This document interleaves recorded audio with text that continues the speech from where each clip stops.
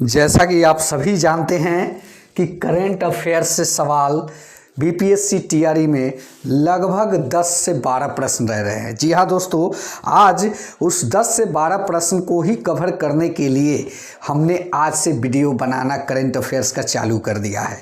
जी हाँ दोस्तों, इसमें प्रमुख चीज़ यही दिखता है जो आपके स्क्रीन पे दिख रहा होगा कि अंतरिम बजट से एक सवाल रहने ही रहने वाला है। जी हाँ दोस्तों, साथ ही साथ पीएम विश्वकर्मा योजना से भी सवाल रहने वाला है, जल जीवन से भी सवाल रहने वाला है, मनरेगा से भी सवाल रहेगा। अंतरिम बजट के भाषण में निर्मला सीतारमण जी ने क्या कहा, इससे भी सवाल रहेगा। राजकोषीय घाटा से भी सवाल रहेगा। बहुत सारे टॉपिक है जो अंतरिम बजट 2024 से संबंधित है। आज इसी से रिलेटेड हमने एक वीडियो बनाने का प्रयास किया है जो आप लोगों के लिए खास करके है, जो आपके स्क्रीन पे दिख रहा होगा। इसके माध्यम से बीपीएससी टीआरई 3 के बहुत सारे करंट अफेयर्स के जो सवाल हैं वो कवर हो जाएंगे। तो दोस्तों, इस वीडियो को पूरा देखिएगा और अंत तक देखिएगा। वीडियो अच्छा लगे चैनल को भी सब्सक्राइब कीजिएगा। बात करें सबसे पहले तो स्वागत है आप सभी का हमारे चैनल टेट अधिगम में। एक बार फिर मैं उपस्थित हूँ आप लोगों के सामने एक नए वीडियो को लेकर, जो कि बहुत ही हेल्पफुल होने वाला है टीआरई 3 में। तो सबसे पहले आज की इस वीडियो के माध्यम से करंट अफेयर्स के बहुत सारे सवाल हैं, बहुत सारे टॉपिकों के ऊपर सवाल है। आज इस पूरे टॉपिक को ही हम लोग कवर कर लेंगे, इसलिए वीडियो को पूरा देखिएगा, अंत तक देखिएगा। वीडियो अच्छा लगे चैनल को भी सब्सक्राइब कीजिएगा और जो भी हमारे बीपीएससी के साथी हैं उनको इस वीडियो को ज़रूर शेयर कीजिएगा ताकि उनका भी हेल्प हो सके। चलिए सबसे पहले बात करते हैं इस प्रश्न के माध्यम से जो आपके स्क्रीन पे दिख रहा होगा। वो ये है कि पहला सवाल, अंतरिम केंद्रीय बजट 2024-25 वित्त मंत्री निर्मला सीतारमण द्वारा संसद में कब पेश किया गया। जी हाँ, इसमें 31 जनवरी 2024, 28 जनवरी 2024, 1 फरवरी 2024, इनमें से कोई नहीं। आपको बताना है कि बजट जो है अंतरिम बजट इस बार कब पेश किया गया। तो हम आपको बताते चलें कि इस बार का बजट जो है 1 फरवरी को 2024 को पेश किया गया है। इसके पहले जो है जनवरी माह में बजट को पेश किया जाता था। चलिए नेक्स्ट प्रश्न पे आते हैं। अंतरिम केंद्रीय बजट 2024-25 में किन वर्गों पर ज़्यादा फोकस किया गया है। गरीब, युवा किसान, महिलाएं, इनमें से सभी। तो इसका राइट आंसर हो जाएगा इनमें से सभी पर फोकस किया गया है इस बजट के माध्यम से। हालांकि इतना ही जानिए, इससे डिटेल जानने की आवश्यकता भी नहीं है क्योंकि ऐसे ही पूछेगा भी। नेक्स्ट की बात करें तो अंतरिम केंद्रीय बजट 2024-25 का बजट का आकार कितना है। टोटल प्राइस ऑफ मनी पूछ रहा है। तो इसका आकार जो है क्या वो 45,09,037 करोड़ है। क्या वो 45,03,079 करोड़ है, 47,65,768 करोड़ है, या इनमें से कोई नहीं। इसका जो सही आंसर होगा वो आप लोग आइडिया लगाने का प्रयास कीजिए कि इसका क्या आंसर हो सकता है। इसका जो राइट आंसर होगा 47,65,768 करोड़। चलिए नेक्स्ट प्रश्न पे आते हैं। नेक्स्ट प्रश्न ये रहा आपके स्क्रीन पे जो आपको दिख रहा होगा। वो ये है कि वित्त वर्ष 2024-25 में राजस्व खर्च कितना बजट का अनुमान लगाया गया है। राजस्व के खर्च का कितना बजट का अनुमान लगाया गया है, उसका सही आंसर क्या होगा। क्या वो 36,54,657 होगा, क्या वो 26,32,281 होगा, क्या वो 18,70,816 होगा, या इनमें से कोई नहीं। इसका जो सही आंसर हो जाएगा वो होगा 36,54,657 करोड़ रुपए। चलिए अब बात करते हैं नेक्स्ट प्रश्न की। तो आपके स्क्रीन पे दिखेगा कि वित्त वर्ष 24-25 में राजस्व प्राप्ति का कितना बजट का अनुमान लगाया गया है। क्या वो 35,02,136 करोड़, क्या वो 30,01,275 करोड़, क्या वो 18,70,816 करोड़, या इनमें से कोई नहीं। इसका सही आंसर क्या होगा आप लोग बताने का प्रयास कीजिए। तो इसका सही आंसर होगा बी, 30,01,275 करोड़ बजट का अनुमान लगाया गया है। चलिए नेक्स्ट प्रश्न पे आते हैं। निम्नलिखित में से कौन कथन की चर्चा बजट भाषण 2024-25 में की गई। यहाँ बजट में किस कथन का जिक्र किया गया है वर्तमान के बजट के भाषण में।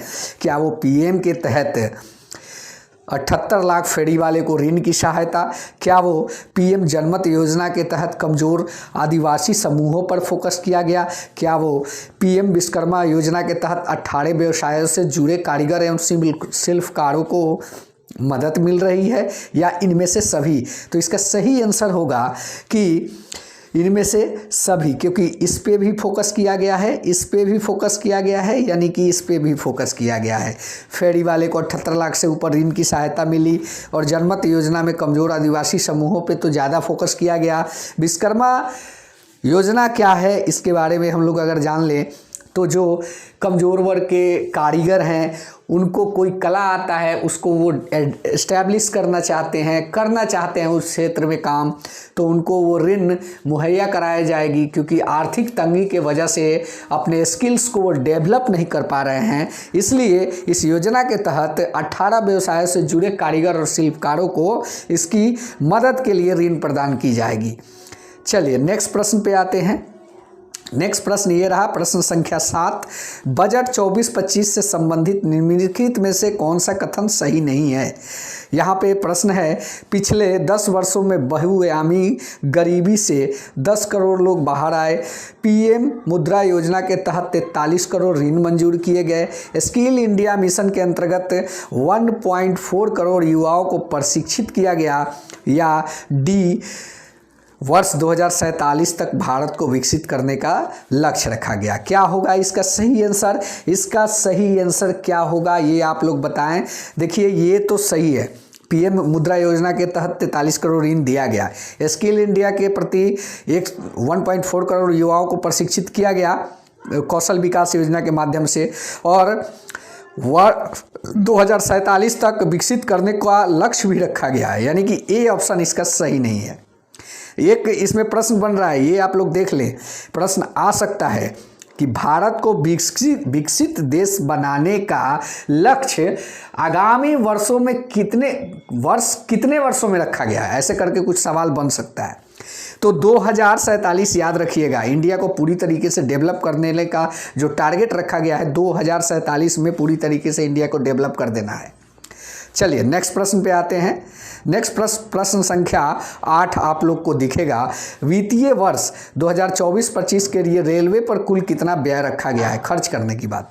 तो कितना उस पर व्यय किया जाएगा, क्या वो 2.05 लाख करोड़, क्या वो 2.2 लाख करोड़, क्या वो 2.55 लाख करोड़, या इनमें से कोई नहीं। तो इसका सही आंसर क्या होगा। इसका सही आंसर यही होगा कि 2.55 करोड़ का लक्ष्य रखा गया है रेलवे पर व्यय करने के लिए। चलिए नेक्स्ट प्रश्न पे आते हैं। नेक्स्ट प्रश्न ये रहा, वित्तीय वर्ष 2024-25 के लिए राजस्व घाटा कुल जीडीपी का कितना प्रतिशत अनुमानित किया गया। तो जो अनुमानित घाटा 24-25 के लिए किया गया वो क्या वो 5.9%, क्या वो 2.0%, क्या वो 3.9%, या इसमें से कोई नहीं। तो इसका जो सही आंसर होगा वो होगा 2.0% का जीडीपी अनुमानित किया गया है कि 24-25 के राजस्व का कुल घाटा हो सकता है। चलिए नेक्स्ट प्रश्न पे आते हैं। वित्त वर्ष 24-25 के लिए राजकोषीय घाटा का कितना बजट अनुमान लगाया गया है। बजट के रूप में, पैसे के रूप में इस चीज़ को पूछा जा रहा है। तो क्या वो 16,85,494 करोड़, क्या वो 17,85,115 करोड़, क्या वो 17,87,117 करोड़। कौन सा सही आंसर होगा, या फिर इसमें से कोई नहीं। प्रश्न संख्या 10 का जो सही आंसर होगा वो होगा ए, 16,85,494 करोड़ रुपए। चलिए नेक्स्ट प्रश्न पे आते हैं। नेक्स्ट प्रश्न ये रहा, वित्त वर्ष 2024-25 के लिए प्राथमिक घाटा का कितना अनुमान लगाया गया है? जी हाँ, लॉस ऑफ जीडीपी।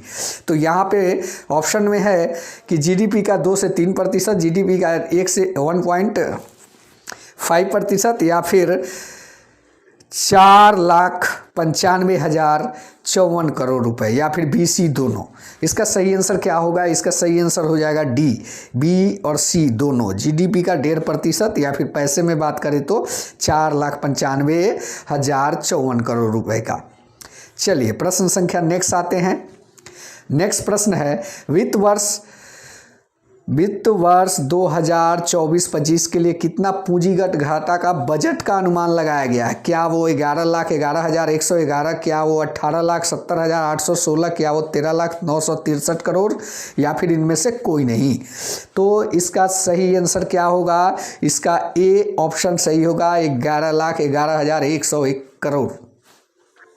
चलिए नेक्स्ट प्रश्न। दोस्तों वीडियो अच्छा लगता हो चैनल को सब्सक्राइब कर लीजिए, बेल आइकन को प्रेस कीजिए ताकि आने वाली वीडियो का नोटिफिकेशन आपको मिल सके।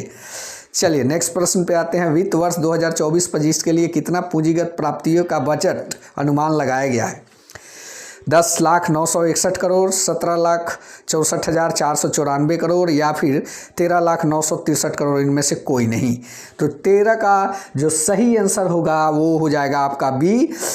ये बी 17,64,494 करोड़ पूंजीगत प्राप्तियों का बजट का अनुमान लगाया गया है। चलिए नेक्स्ट प्रश्न पे आते हैं। प्रश्न संख्या 14 देख लेते हैं। ये है, जल जीवन मिशन के लिए वित्त वर्ष 24-25 में कितने करोड़ का बजटीय प्रावधान है? तो 24-25 में जल जीवन मिशन का जो बजटीय प्रावधान कितना का किया गया है? क्या वो 60 करोड़, 70, 163 करोड़, 79 करोड़ या इनमें से कोई नहीं?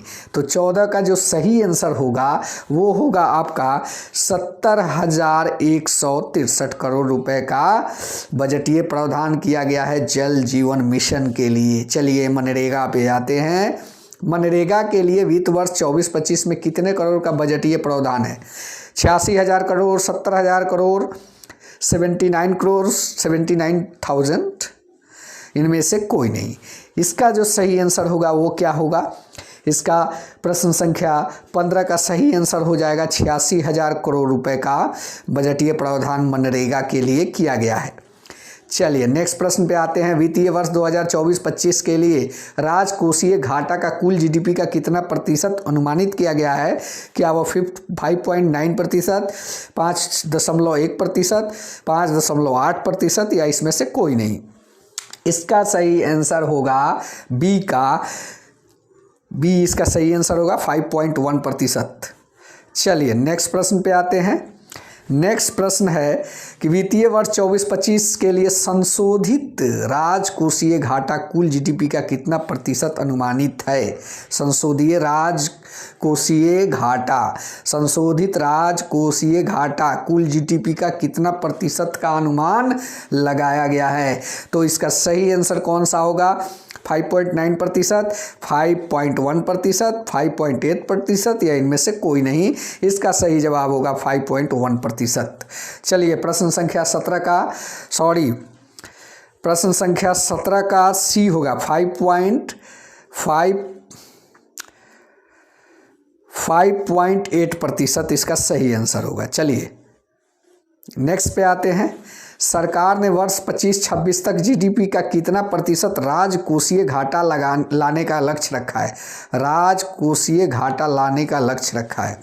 18 का 3.4%, 4.5%, 3.5%, 5.5%, कौन सा होगा 18 का सही आंसर? 18 का सही आंसर हो जाएगा 4.5% का लक्ष्य रखा गया है राजकोषीय घाटा लाने का। चलिए प्रश्न संख्या 19 के देखते हैं। वित्तीय वर्ष 24-25 के लिए पूंजीगत व्यय में कितना प्रतिशत की वृद्धि हुई है? 24-25 की बात करें तो 19 नंबर प्रश्न का 11.1%, 11.5%, 11%, 15%, कौन सा होगा इसका सही आंसर? तो प्रश्न संख्या 19 का सही आंसर 1 होगा, 11.1%। चलिए नेक्स्ट प्रश्न पे आते हैं। नेक्स्ट प्रश्न ये रहा आपके स्क्रीन पे, प्रश्न संख्या 20। सर्वाइकल कैंसर के निवारण के लिए सरकार किस आयु वर्ग के बालिकाओं को टीकाकरण के लिए प्रोत्साहित करेगी? क्या वो 9 से 14, क्या 14 से 16, क्या 16 से 18, क्या 18 से 21? तो इसका जो सही आंसर हो जाएगा वो आपका हो जाएगा 9 से 14 वर्ष, यानी कि इसका 19 का ए ऑप्शन सही ऑप्शन है। तो दोस्तों उम्मीद करता हूँ कि यह वीडियो आप लोग को अच्छा लगा होगा। अगर ये जीके का करंट अफेयर्स का ये वीडियो आप लोग को अच्छा लगा है तो ज़रूर कमेंट के माध्यम से बताइएगा, ताकि हमें काम करने में और भी मोटिवेशन मिले। मिलते हैं नेक्स्ट वीडियो में। धन्यवाद। जय हिंद। वंदे मातरम।